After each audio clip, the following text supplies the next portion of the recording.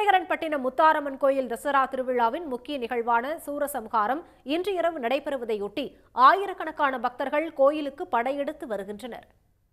தூத்துக்குடி மாவட்டம் குலசேகரன்பட்டினம் முத்தாரம்மன் கோயிலில் தசரா திருவிழா கடந்த 23ஆம் தேதி கொடியேற்றத்துடன் தொடங்கியது. விழாவின் 10ஆம் நாளான இன்று முக்கிய நிகழ்வான சூரசம்ஹாரம் இரவு கோலாகலமாக நடைபெற உள்ளது.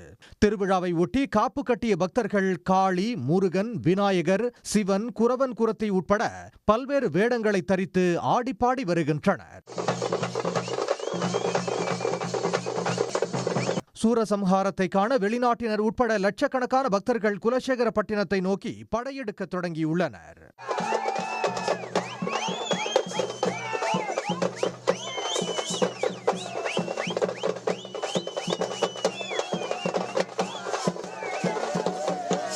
நான் 48 நாள் விவரம் இருக்கும். வருஷம் 48 நாள் 17 வருஷம் இருக்கு. கால் கை சோகம் கொடுத்தா போதும். எனக்கு மற்ற நேரம் கால் கை 17 வருஷமாக வர்றோம். வந்து 21 நாள் விரதம் இருக்கும். நான் 6 வருஷமாக மாலை போட்டிருக்கோம். இந்த என் பாப்பாவுக்கு முடியாமல் இருந்துச்சு. அது இப்போ பரவாயில்ல, நல்லா இருக்குது. ஐசியூவில் இருந்துச்சு ரொம்ப முடியாமல். இப்போ பரவாயில்ல. குழந்தைக்கு இந்த பிள்ளைக்கு நேர்த்தி வச்சிருந்தது, குடத்தி வேஷம் போட்டிருக்கோம். சிறகு கிளம்பி அக்னி சட்டி காமிச்சு வேஷம் எல்லாம் காமிச்சிட்டு நிறவா வந்து அக்னி சட்டி இறக்கி வச்சு கடலில் குளிச்சு நிறவா போவோம்.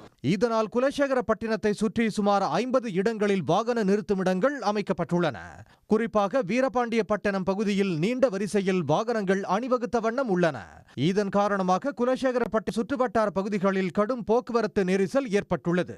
சூரசம்ஹாரத்தை ஒட்டி 3500க்கும் அதிகமான போலீசார் பாதுகாப்பு பணியில் ஈடுபடுத்தப்பட்டுள்ளனர். உடனுக்குடன் செய்திகளை தெரிந்து கொள்ள சன் நியூஸ் பெல் ஐகானை கிளிக் பண்ணுங்க.